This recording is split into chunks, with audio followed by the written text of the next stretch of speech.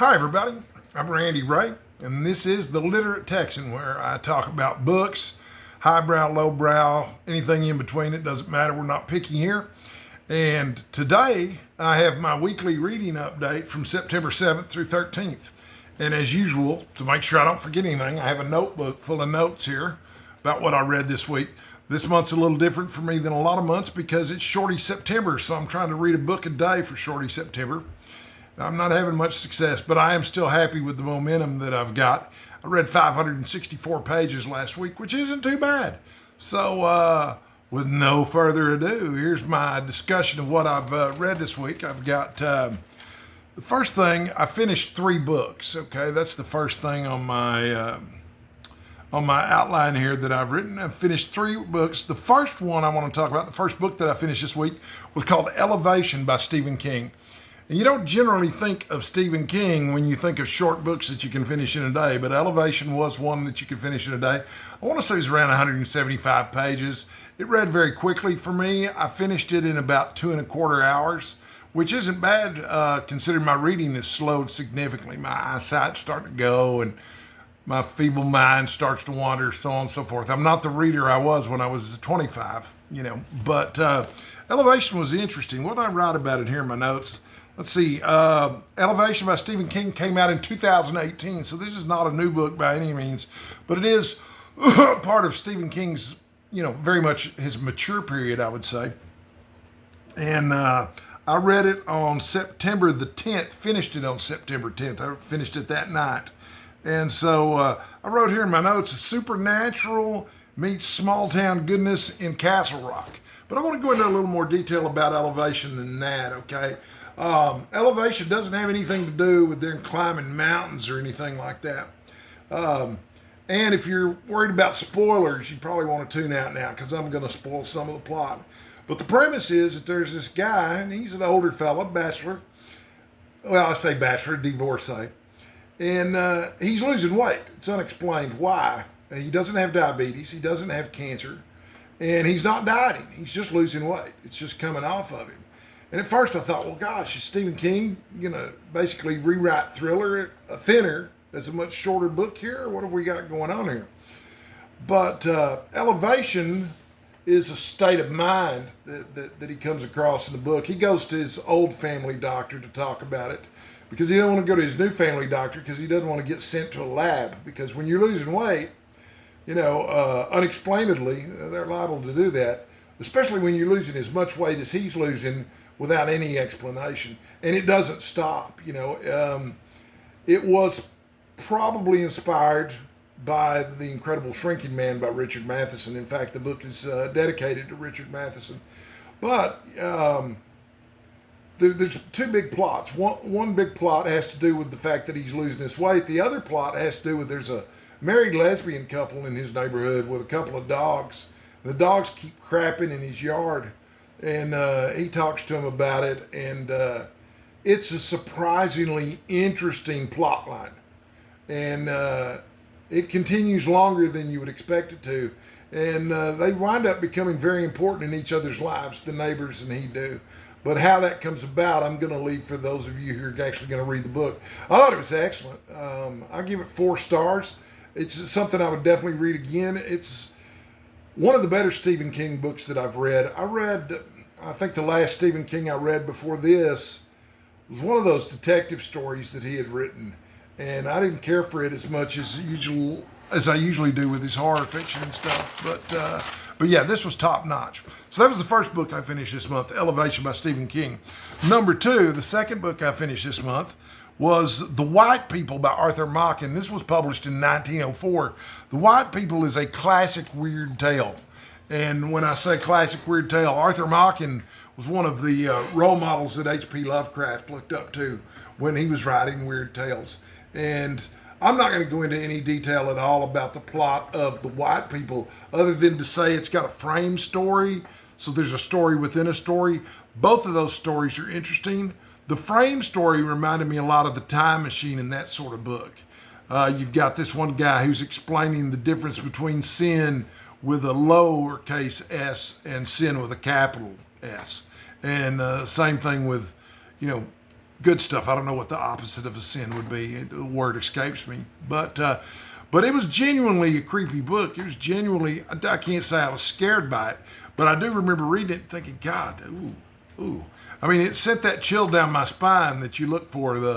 I think the word is frisson in French, or frisson. I don't know how you pronounce it. If somebody in the comments knows how to pronounce it down below, hey, I'm open to criticism. But yeah, I did get that tingly feeling up my spine from this one. So yeah, I recommend the White People. Oh, I meant to show you the book covers for these too while I was at it, and maybe even read some of this stuff to you too. So we're going to back up a minute to Elevation. And let's see. Okay, where's the book cover to Elevation? Bear with me here. All right, I'm getting better at this. It's getting faster. There's the cover to Elevation. So it's pretty nondescript. There's nothing too crazy about that and stuff. Let me see. I usually have stuff marked in these things so that if I want to read something, I can read something that's interesting. Okay, so Stephen King likes aphorisms, little sayings that small town people say. And the first thing I marked in this book is one of the characters is talking about a woman. It says, that woman hops around like a hen on a hot griddle. That's one I'd never heard before, but I thought it was pretty entertaining. And in, chapter 3, The Wager. This is from page 73. I marked this as interesting. And something else. Happy? Was that it? Yes. Probably crazy, but definitely yes. Certainly he felt singled out somehow. Dr. Bob might think that was crazy, but Scott thought it was sane. Why feel bad about what you couldn't change? Why not embrace it? And that's great. What a great thought. Why feel bad about what you can't change? Why not embrace it? Why not lean into it? I like that idea. And then in chapter 6, The Incredible Lightness of Being, which is a novel that I read not too long ago. What did it say here? He thought he had discovered one of life's great truths, and one he could have done without. The only thing harder than saying goodbye to yourself a pound at a time was saying goodbye to your friends. I just thought that was really good. Okay, so that's from Stephen King's Elevation, the first book I finished this month. And then I've got The White People here, and let me show you the cover to that. This was an illustrated edition that I got on the Kindle, and the illustrations are pretty cool. But the cover, pretty straightforward. It's basically just a moon and a sky there, and a note that says this is illustrated. You know, one of the things about these real old books without a copyright is they're generally pretty cheap. But they have to do something with them to make it okay for them to distribute them. And in this case, they added illustrations. So that was pretty cool. I don't know if I marked anything in here as being particularly readable. Yeah, no, I didn't annotate anything in this one.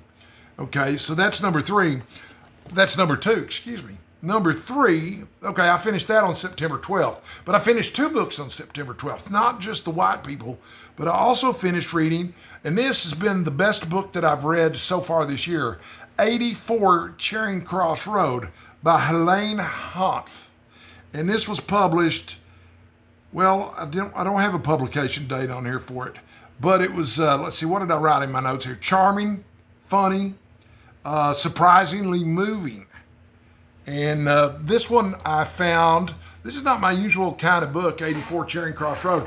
I found this through a video I saw over at Kelly's channel at Books I'm Not Reading. And if you're not watching Kelly's channel, you should be, because she's terrific. Not only is she the kindest person I've met on BookTube so far, and believe me, that's something, because there are some kind people on BookTube, but also she just great taste in books. You'll get really great recommendations from her. But this is what the cover to 84 Charing Cross looks like. And I probably have some stuff in here annotated. Let me see. This is, okay, let me give you an overview of the book first here. This is a collection of letters from a woman in New York City to a bookstore in London, an antique bookstore in London. And the letter started in 1949, and London was still under rations at this point. So she develops a relationship, a friendship, literally just a friendship, with the bookseller there that she's corresponding with. And, he's married. There's nothing romantic going on about this. And as that relationship develops, she starts sending over food stuff that they can't get at the employees at the bookstore can't get normally. And she goes on to become a writer for Ellery Queen Mystery Magazine on television, among other things.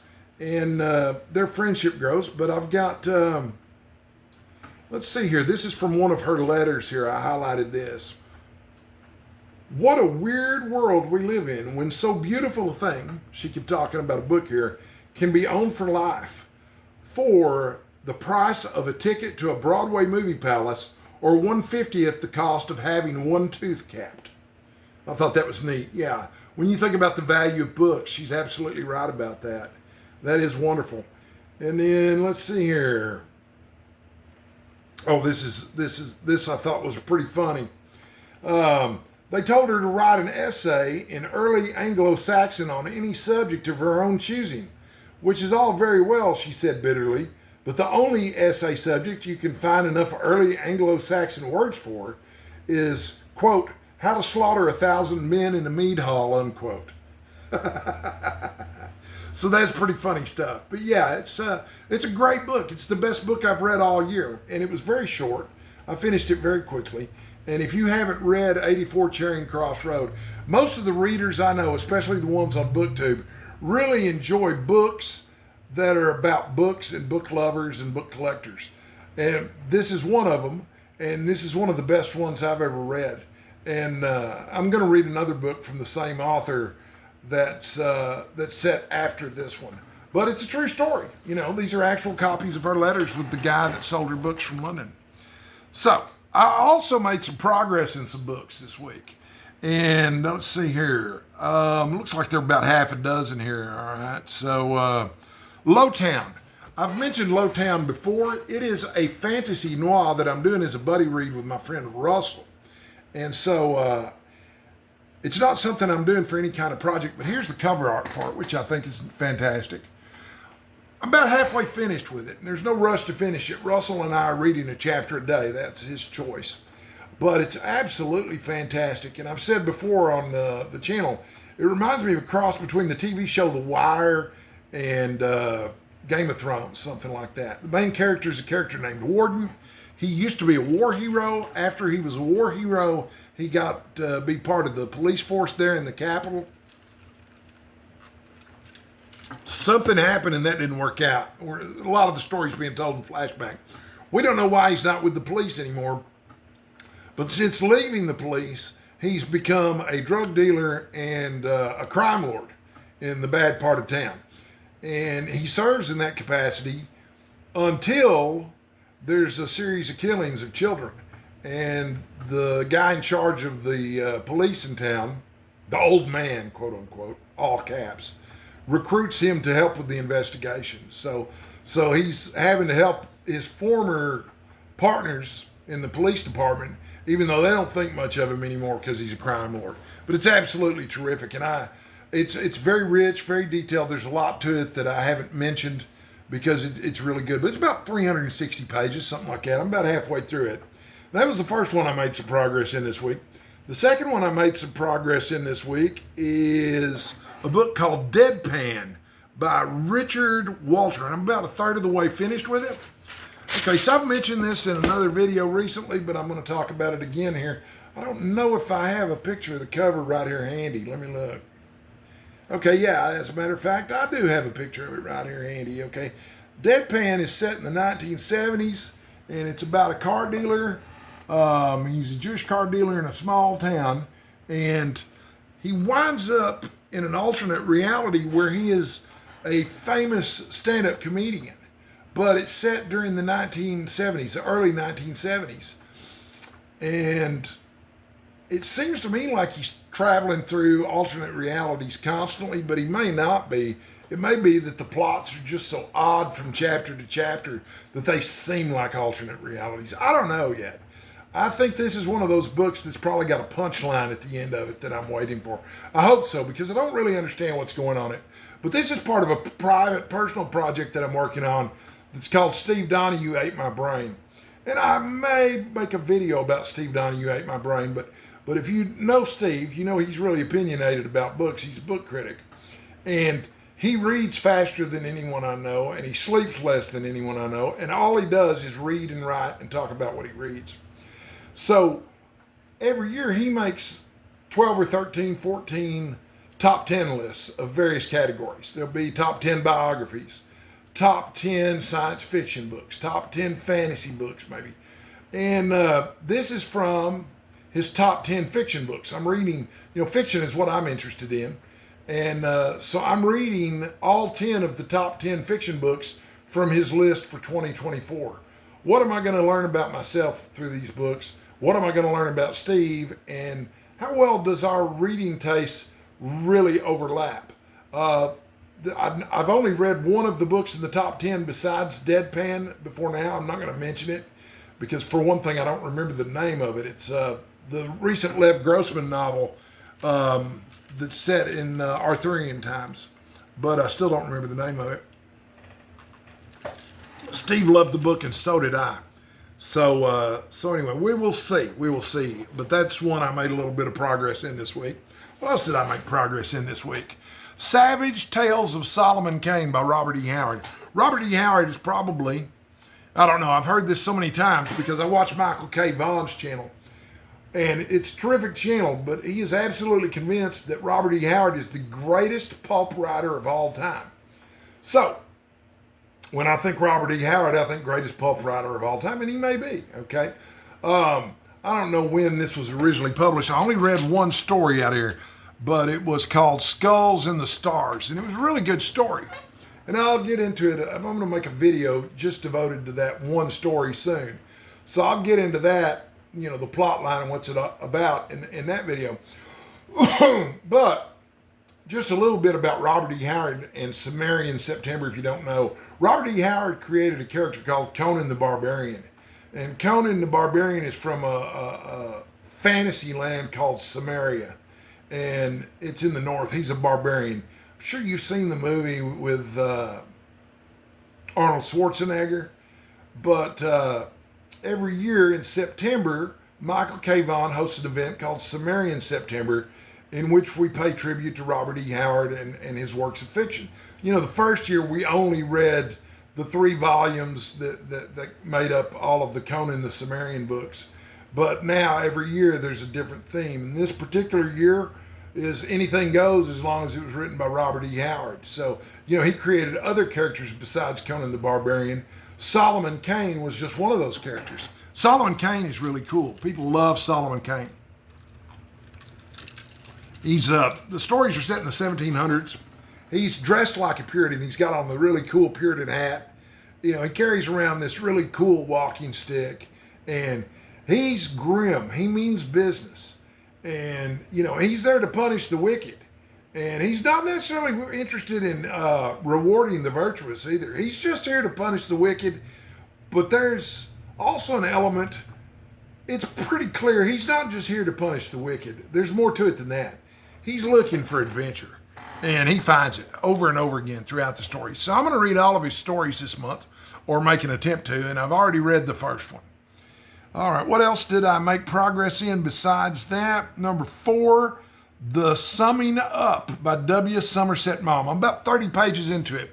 W. Somerset Maugham's a famous author. And when he was older, I think he was about 64 years old when he wrote this. I don't have a copy of the cover to show you here. He started writing a set of essays or memoirs, which he firmly denies being memoir or autobiographical, but that's exactly what it is. And it's really good. It's a slow burn. You read the first 29 pages, you're like, okay, are we going to get on with it? But he's such a good writer, and his life was so interesting that you can forgive him of that. I'm looking forward to finishing it, but it's not going to be a fast read, even though it's a short volume. Y'all forgive me for drinking on camera. I have some health conditions that make me dehydrated and stuff. Otherwise, I wouldn't drink in front of you. So number 5 is Black River Orchard by Chuck Wendig. My edition of this is 747 pages. This is not a Shorty September book. I'm 57 pages into it.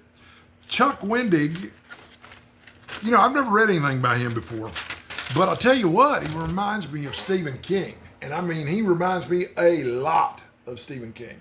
This is my first book to read by him. I'm not entirely sure what it's about, other than it's about apples and apple orchards. Here's a copy of the cover. No, yep.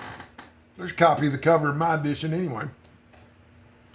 But I've read the first 60 pages, and I mentioned this in another video recently too. It reminds me a little bit of the beginning of Moby Dick.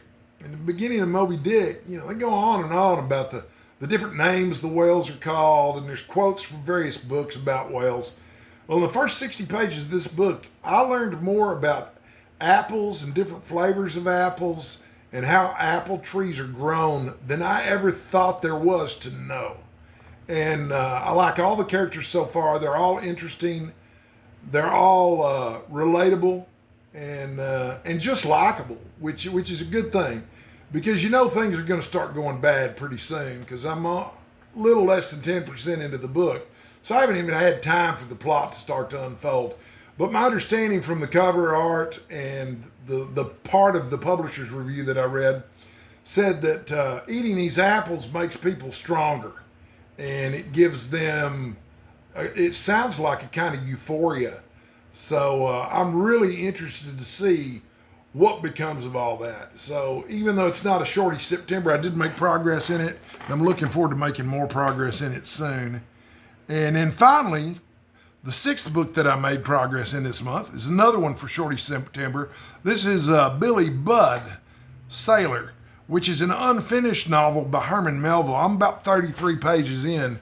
The edition I have is about 130, 140 pages, so I'm about a quarter of the way through it. You know, I've got a friend, Denson, over at Robin Songs Reads. He's reading Moby Dick right now. And I've just got so many obligations in terms of reading this month. I just can't see taking on Moby Dick. It's too big a book. But I want to be with him in spirit. I'm watching his videos, which I'm loving. And also I'm reading Billy Budd, which is by the same author. So, and it's arguably one of his masterpieces, or his other masterpieces. And it didn't even get found until, I think, 15, 20 years after Melville had died.